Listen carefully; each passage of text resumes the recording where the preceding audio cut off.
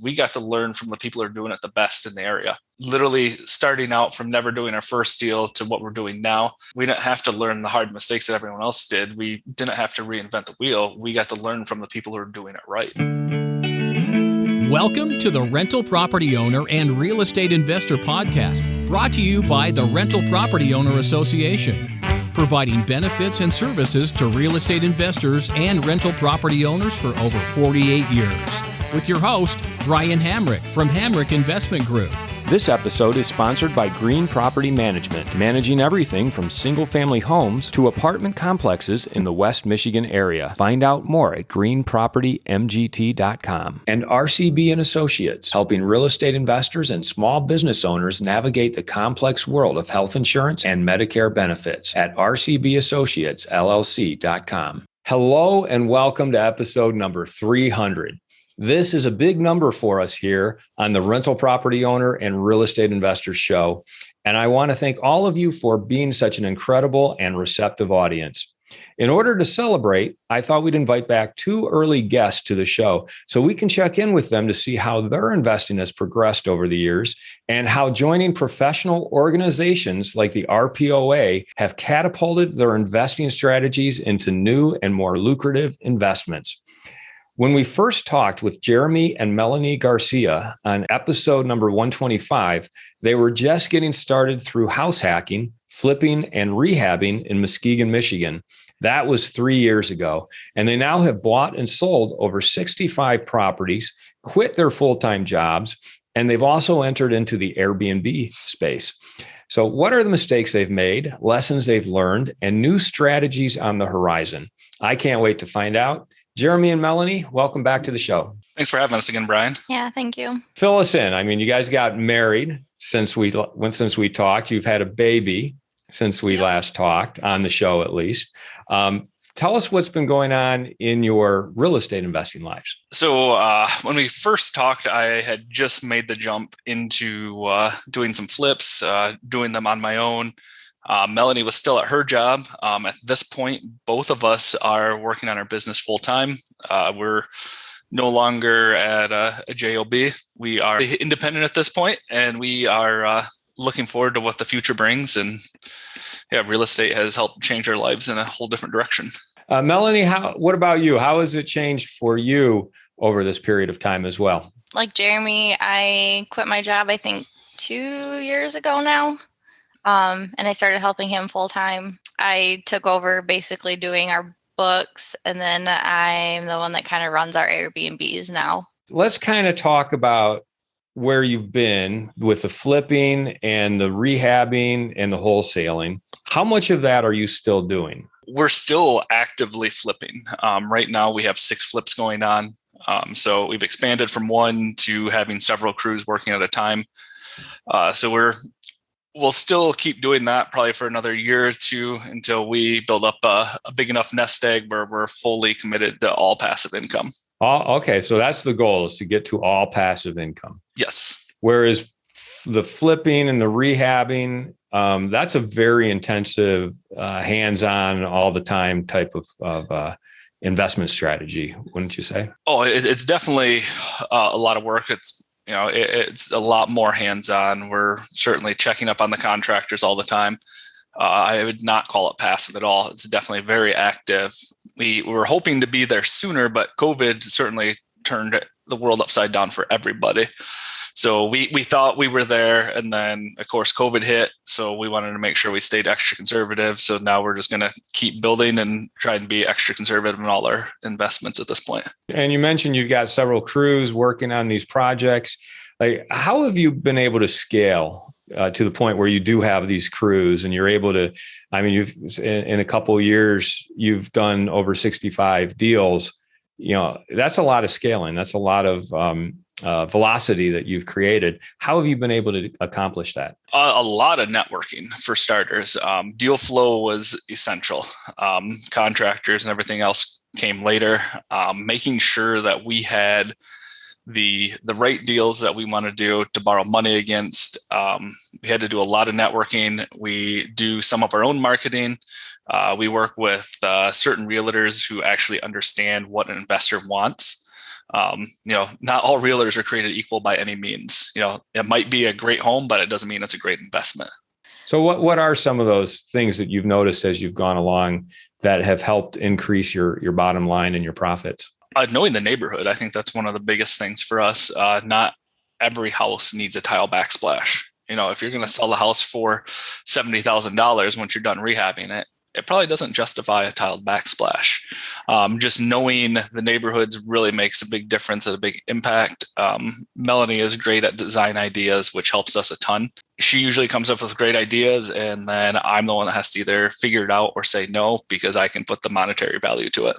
Melanie, starting with you, give me a specific design element that you wanted to bring to one of these projects, and how you and Jeremy kind of had the back and forth to decide what would ultimately fit within the budget.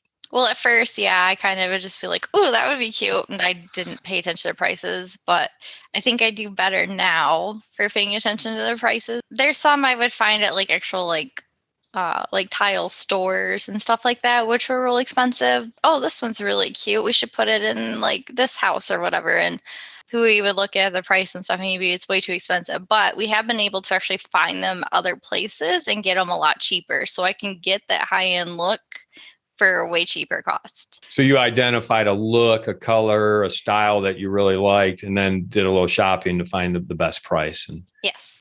Also, some of them we went away from, they look really awesome, but if the project has a like timeline, like some of them, I think we had one that was like a hexagon one, but it actually came in all individual hexagons, which was a pain in the butt.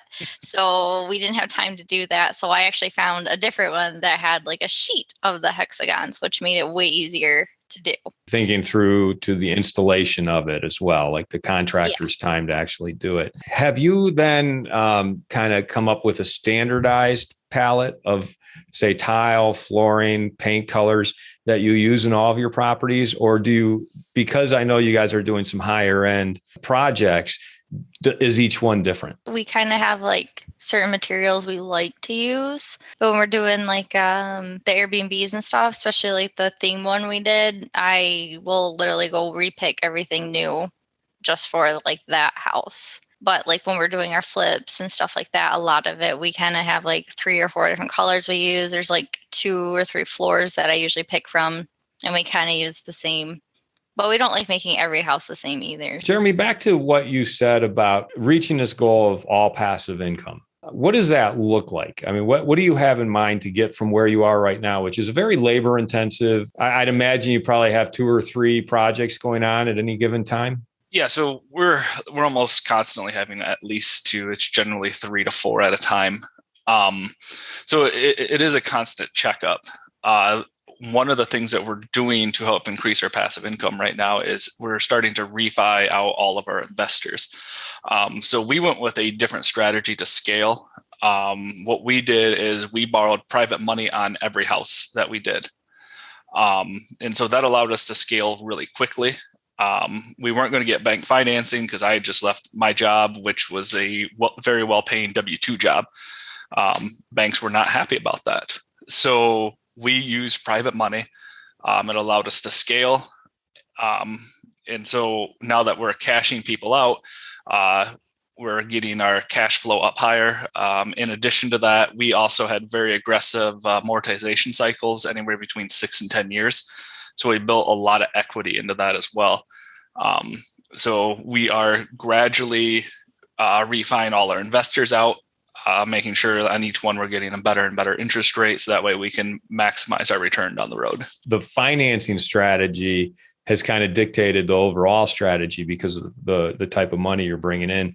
And it sounds like it's all coming from private or hard money lenders. That's correct. Yeah. So the way I have structured every one of my investments is that we never put a penny down. So we tried to make sure that every single one of our properties, including our flips, are always set up into an infinite return. And so that's given us a unique way of analyzing properties. And that's still how I'm doing all our properties, is making sure that we have we have the ability to put money down, but we don't need to put money down. So that way we just continue that infinite return. So I'm sure that people who do a similar strategy are saying, yeah, right on, I get it. But there's probably a lot of people out there scratching their head saying, okay, you've done at least 65 deals, no money of your own down. You're creating an infinite return right from the start, basically meaning you have no money invested, but that you get to enjoy the cash flow and the equity increase. But yet you're paying hard money prices, which quite often, you could go get a loan at 3%, let's say, but hard money is going to be anywhere from 8 to 12 to 15%. How in the world are you able to make that work? What's the secret sauce there to make that work? So we're always looking for properties that at least give us a 2% return. And we are still doing that even with our Airbnb strategies. Now we might be paying $130,000 or $150,000 for a property, but because the income's so much higher, we're still able to get that high return, which then covers that debt service pretty comfortably. So is part of it market driven because you're in Muskegon, which has up until recently kind of been beaten down as far as housing prices? You're able to buy those properties at a reasonable price and deploy the strategy, or would this strategy work in any market? I think it's a combination of the two. It's obviously easier here because the market's lower. I think in other areas it might be more difficult, but to say that it can't be done, it just isn't true. We've JV'd up on houses where the investor puts the money up, and at the end of the day, we split whatever rent's left over. So there's a lot of different strategies that we've done besides just using hard money. We've done JVs so that way we can, again, have no money down, and then we actually don't have a mortgage payment either because we're just splitting the money with the investor. What is next then? Your journey to all passive income, definitely refinancing, getting what you owe to your hard money investors. That's important. But are you saying that once you've refinanced all of them out, and by the way, are you using traditional bank financing now? We're using commercial and traditional bank financing. So we've gotten to that point where we can do that. Whereas before, after leaving our job, we didn't really have a choice. If we were going to scale, we were going to have to use private money or hard money. Mm-hmm. And it sounds like in the meantime, you've created relationships with commercial lenders so that you could put commercial financing on this portfolio. Correct. So it's been a long building process, making sure that we're making moves, ones with, making sure we have properties with equity in it, ones that'll look good for a bank. We didn't just buy to buy. We made sure that it was going to be good for a bank in the future. And I know you've got some other strategies that you're moving toward, and we'll talk about those in a minute. But as part of the goal with your existing portfolio to basically put some commercial financing on them and then basically live off the cash flow. And then at that point, you feel that you'll be all passive in that area? Yeah, that's the exact goal. So, we started investing a little over 4 years ago, and to think that we're going to be fully passive within the next year is pretty amazing to us. That's remarkable. Congratulations on that. That is fantastic. And that is the goal. Yeah. So let's dwell on that for a moment, because you have created success in that area. What is the secret sauce? Why is it you are able to accomplish that, you and Melanie, whereas others get frustrated and give up? What is it that kept you going and allowed you to be successful in that? I would say it's because we intentionally designed our life and business backwards. We didn't just say, hey, we want to make a whole bunch of money. We were designing our life and how we wanted it to be, and then started designing our business around it. So if it didn't fit that mold, then we weren't going to buy that property. So for us, our goal is to honestly be working as little as possible. I don't like to work more than 20 hours a week. I feel like that should be a goal for most people, but it doesn't always happen by any means, but we intentionally designed our lives and then our business. And so making sure those houses worked for us, and the way we decided on those houses is maximizing the returns on them. We want to make sure that we can have as high as returns on those houses as possible. So just because we can make money on a house doesn't mean it's going to fit that model. We want to make sure I would like to have as little as possible with the maximum amount of cash flow, if that makes sense. That does make sense. And that's what you just described. I'm pretty sure I know where that came from. Can you talk about that? I mean, what organization are you part of that kind of gave you that philosophy? So yeah, a few years ago, at the RPOA conference, a group called Life and Air came. And so we ended up joining that mastermind group. And they, we get coaching both in life and business, and we have accountability groups. And it's really just kept us laser focused on those goals. People blatantly ask us, why are you doing that? Doesn't fit your goals that you're supposed to be doing. And so, that vision of your end goals being laser focused on it has been a huge driver. And I think that's been a very large part of our success. And Melanie, I'd like you to chime in here on that. I mean, how is being part of that organization? It's called Life and Air? Mm-hmm. Correct. And I remember when they came to the RPOA annual conference. What have you gotten out of that? I think it's helped us a lot. It's kind of changed our perspective on how we need to look at things. Because I think at times we were stressing ourselves out by thinking one way, and then ultimately, if you think another way, it works out just the same or better, I guess. Like, give me an example of how that's kind of changed the way you think about the way you're approaching real estate investing. Kind of like an example they always would tell us is like, if you want something, there's other ways of getting it than just buying things. So like for the real estate stuff, for example, like we don't necessarily need to buy every house we possibly can.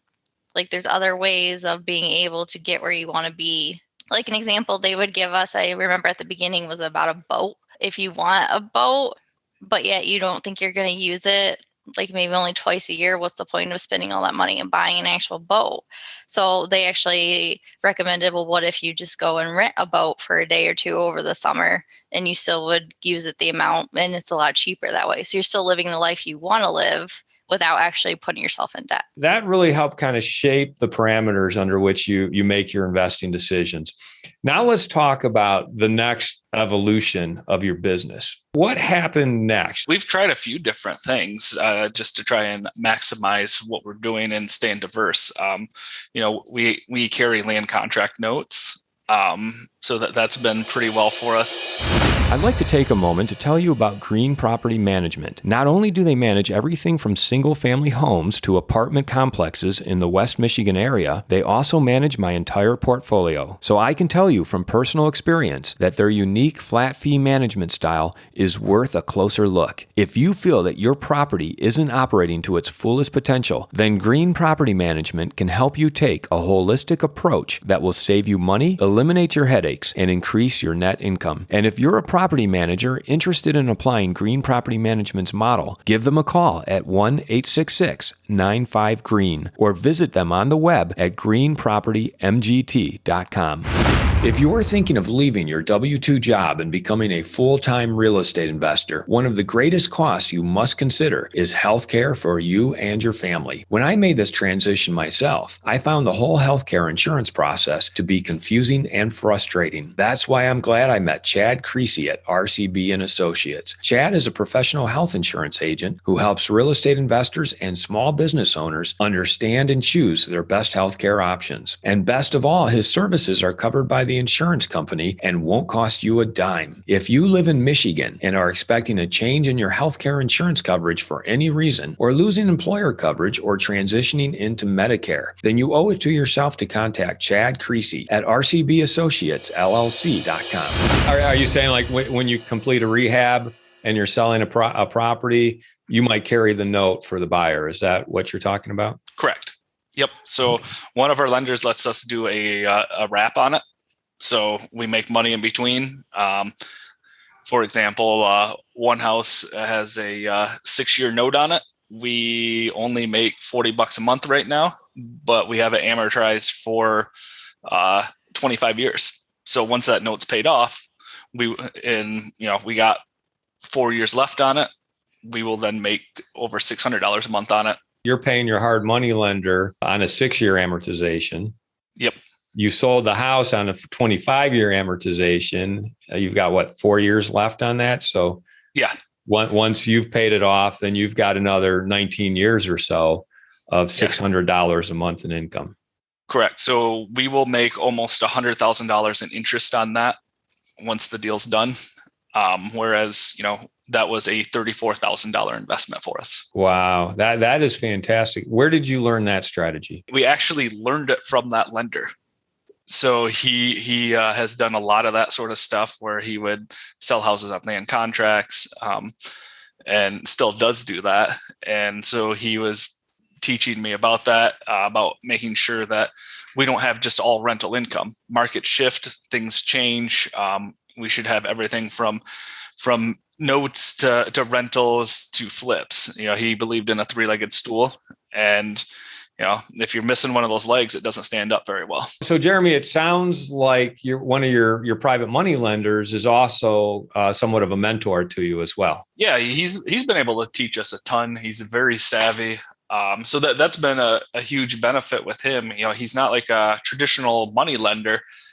He's very much wants us to be successful. Normal money lender might just say, hey, here's the money. I want my money back. This guy is actually coaching us. Yeah, he's been very, very successful in the real estate world. And, it's been great being able to have him around. And he's taught us a ton. He's really helped elevate our game. Yeah, that's fantastic. That's great to have someone like that in your corner. Are there any other strategies that you've employed that kind of lead up to the Airbnb strategy? We have started dabbling a little bit more with commercial. We bought right in the height of COVID when everyone was scared. We bought a 7-unit as well. That worked out really well for us. Okay, so multifamily investing.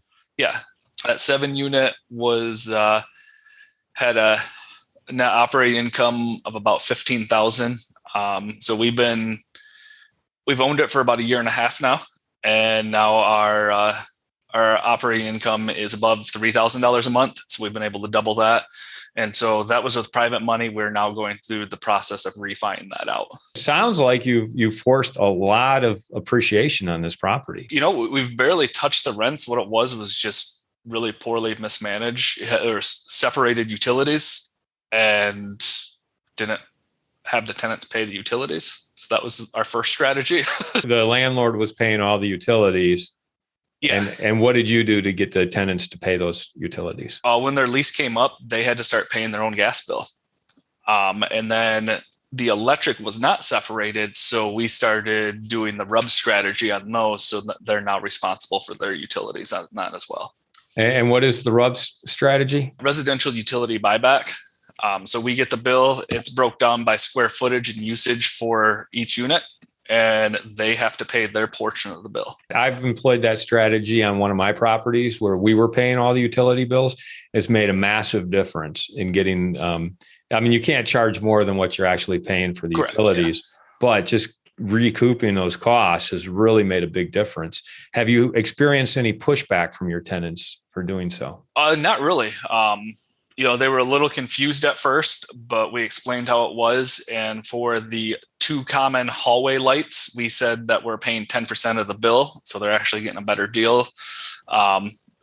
And so I think with the explanation of it, they started understanding it, and we didn't really have any pushback on it. That's a very powerful strategy. I'll say one thing about that, because a lot of people, they think, well, I'll just charge more in rent to cover those utility costs. And that was my philosophy for the longest time. But what I found is, no, you need to separate the two, because the tenant psychology is such that higher rent seems like, okay, you're charging too much for this unit. But if you charge separately for utilities, well, okay, I get it, because anywhere I go, I'm going to have to pay for utilities. So the psychology of the tenant, really, you benefit more from charging the utility separately. I also think it helps with tenant responsibility. There's less windows open in the winter.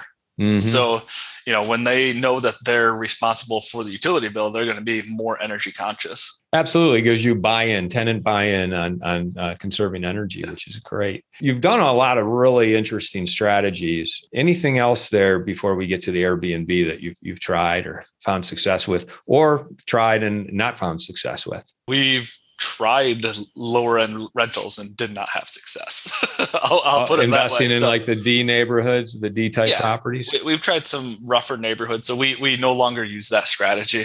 We're very much a buy and value add and to get our margins now. What did you find when you invested in those lower quality properties in neighborhoods?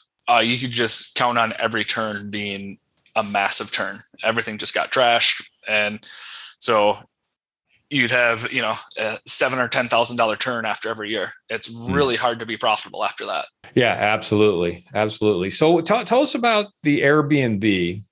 And Melanie, what is it that got you started thinking, okay, maybe we should try this Airbnb strategy? What was the genesis of that? There's actually a house just down the road from us that we flipped, and I had suggested to do it as an Airbnb.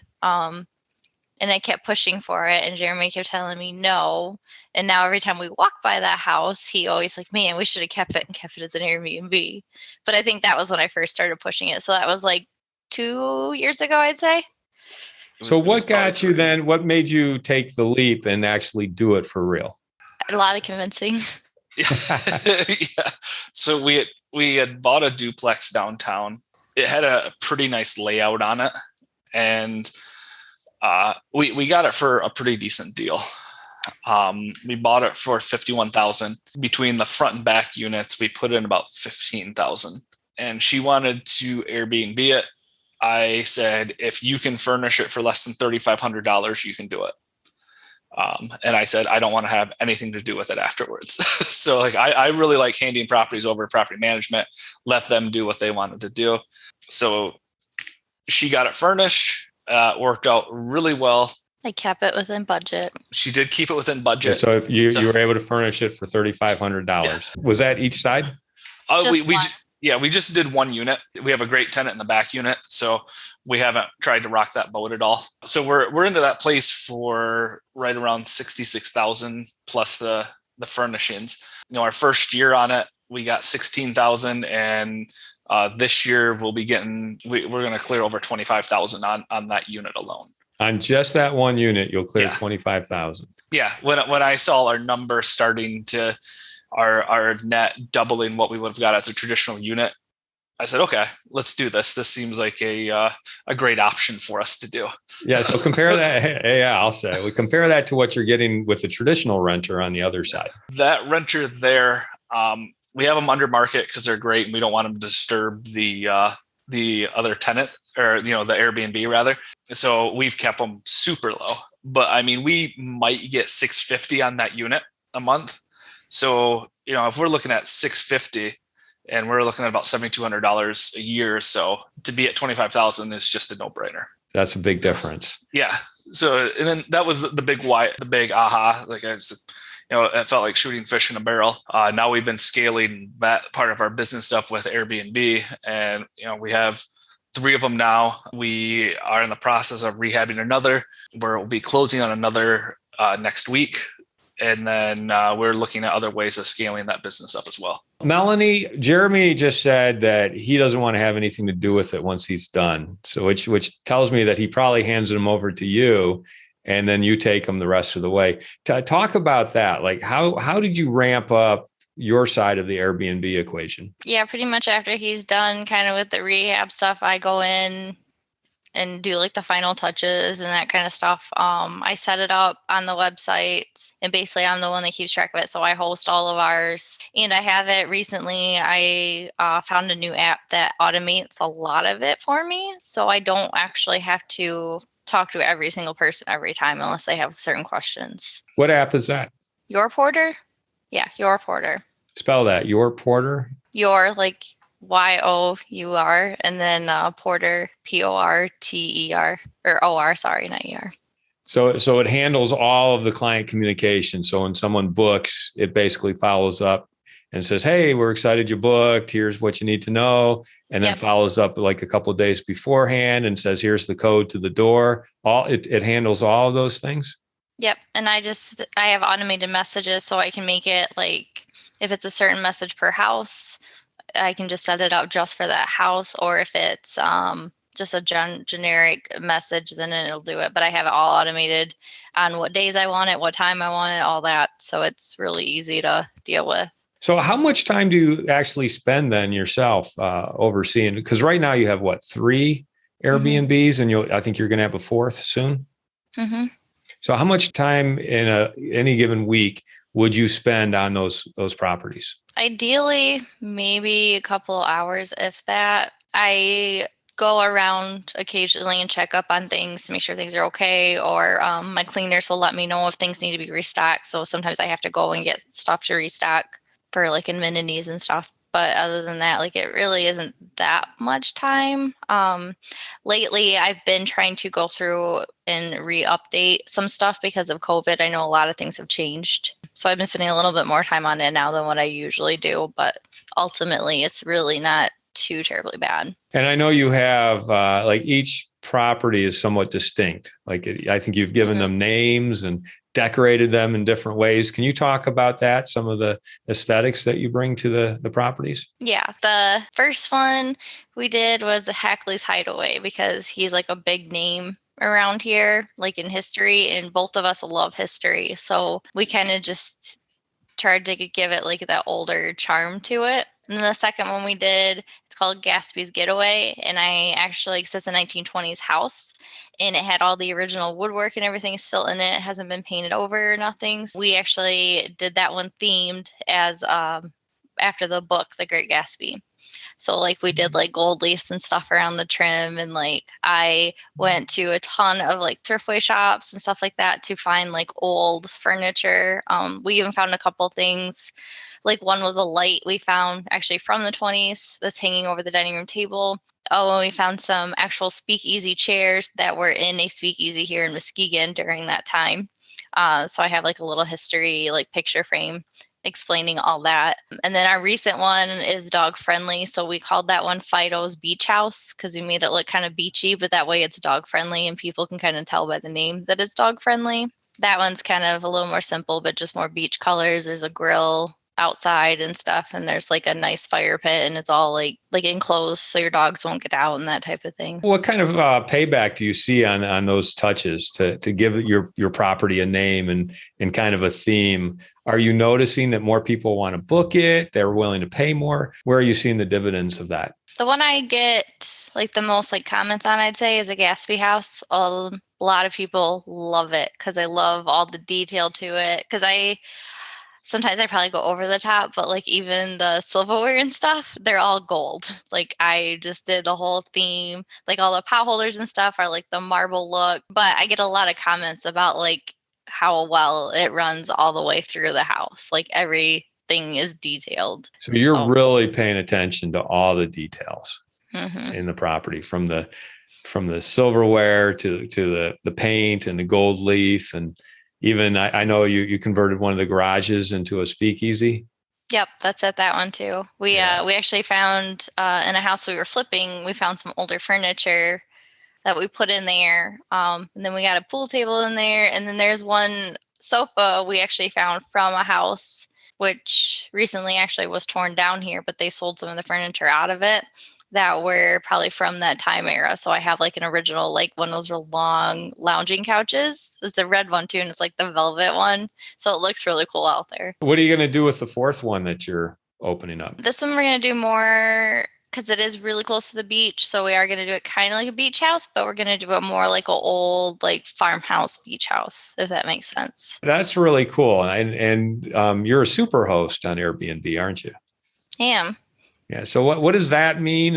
And how do you maintain your superhost status? So superhost just, I think, is kind of like you get good reviews, like you answer quickly. On my thing, it says I'm 100% of responding within an hour, which they always watch to see how long it takes you to respond. And I'm usually very quick to respond. But basically just catering to like your guest needs. So if they like are missing something or they're short on something because they're staying longer, they'll ask you. I can either go over and drop it off if I need to or whatever, or tell them where it's at in the house. Basically, it's just being like a good host, like making sure your your guests are comfortable and they're happy. And have you guys had any horror stories with any guests who have stayed at your Airbnbs? I think certain people just have an unrealistic expectation. We had someone complain about too many spiders outside. That's really tough for us to control. It is outside.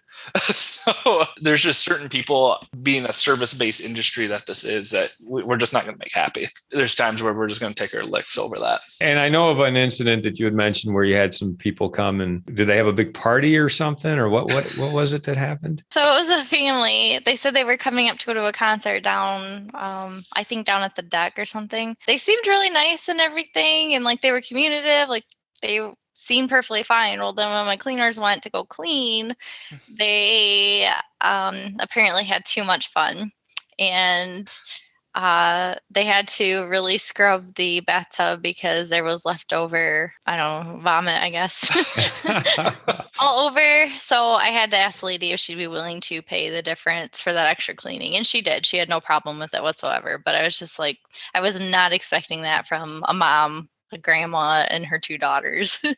So let's talk about some of the other professional organizations, because I know you're both involved in the RPOA's Short-Term Rental Association.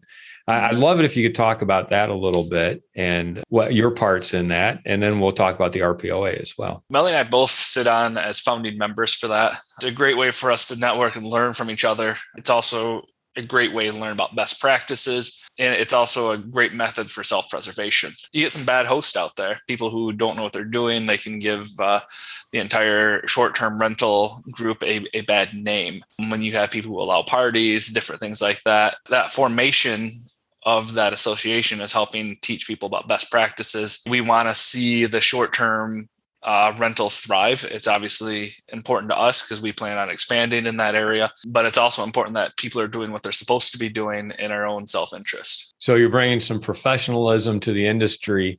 And one of the things that struck me was that there really are, I don't know if this has changed, but at the time when this was formed, there weren't really many associations revolving around short-term rental property owners.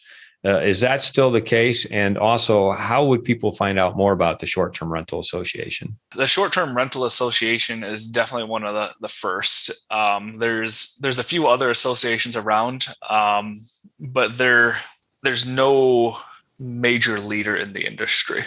And so we have an opportunity to really help train and lead people in the right direction and being able to do what people need to be doing. You can find out more information at shorttermrentalassociation.com. Our website just launched.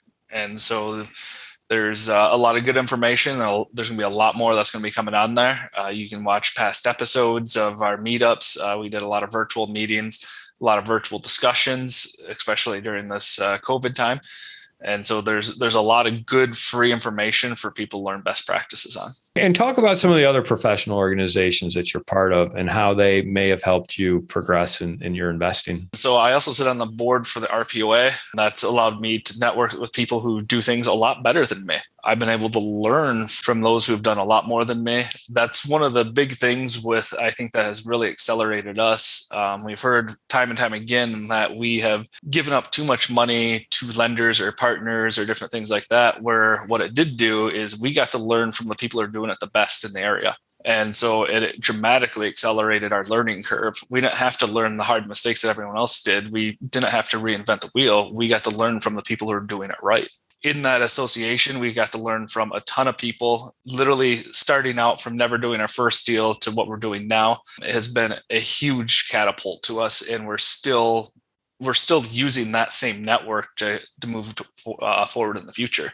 Another association I'm part of is the MARA, which is the Muskegon Area Renters Association, which is a part of the RPOA. It's the local chapter out here. And so that's just another way of, promoting doing business right. And, occasionally we get deals out of it. You guys have had a lot of success, but it's been very accelerated over the past 3 or so years. Melanie, I want to start with you on this question. Just what advice would you have to listeners who are looking for some sort of catalyst, some sort of way to ramp up their success as real estate investors? My biggest thing has always been to go to meetups and to actually like talk with people and consistently go, because if you don't consistently go, then people don't take you seriously. I think that's what helped us probably the most, especially at the beginning, is that we were very consistent, and then we got to know people, and then that's how we were able to like find lenders or find contractors or whatever it was that we needed. Jeremy, what about you? What would you say to investors who are starting out or looking to just grow at a rapid pace, much like you and Melanie have done? I think you have to start with your vision and knowing what you want first. A lot of times we just say, yeah, I want to make $1 million in a year, but what does that actually look like? So it's really got to be broke down to its rawest forms and figuring out what sort of plan that's going to require. Then really sticking to it and adhering it. I think that's why a lot of people don't make it to their goals, is they can't stay focused on that goal long enough, because a lot of these goals take years to come to fruition. And so that takes a lot of adherence. Jeremy and Melanie, if anyone wanted to find out more about you or get a hold of you or even stay at one of your Airbnbs, where would you direct them to? My email is jmestateholdings@gmail.com, or they could text me or call. It doesn't matter. I probably answer a text the fastest. It's 517-392-5358. Great. And Jeremy, what about you? They can send me an email at garcia.jeremy15@gmail. Another way that you'll be able to get a hold of us soon is on staymuskegon.com. Well, Jeremy and Melanie, it's been a pleasure talking with both of you. Just comparing this with where you were in our conversation from 3 years ago. Big difference. You guys have really just kind of embraced the lifestyle. I love the way that you reverse engineered your investing so that it suited your lifestyle. And the way that your portfolio has grown from the fix and flips and rehabs to selling and holding the note to multifamily, and the great success you're already having in the Airbnb space. Fantastic work, guys. I really appreciate you coming on the show and sharing it with our audience. And thank you for celebrating the 300th episode with us. Thank you for having us. Thank you again. Appreciate it. I want to thank everybody for listening to this episode. I'm your host, Brian Hamrick from Hamrick Investment Group, and you can find out more about me by going to higinvestor.com. That's higinvestor.com. And you can also ask questions and join us on Facebook by going to RPOA, Rental Property Owner and Real Estate Investor Podcast. This episode was sponsored by Green Property Management, managing everything from single-family homes to apartment complexes in the West Michigan area. Find out more at greenpropertymgt.com. And RCB and Associates, helping real estate investors and small business owners navigate the complex world of health insurance and Medicare benefits at rcbassociatesllc.com. You've been listening to the Rental Property Owner and Real Estate Investor Podcast, brought to you by the Rental Property Owner Association. You can find out more at rpoaonline.org. If you enjoyed this podcast, please go to iTunes to subscribe, rate, and review.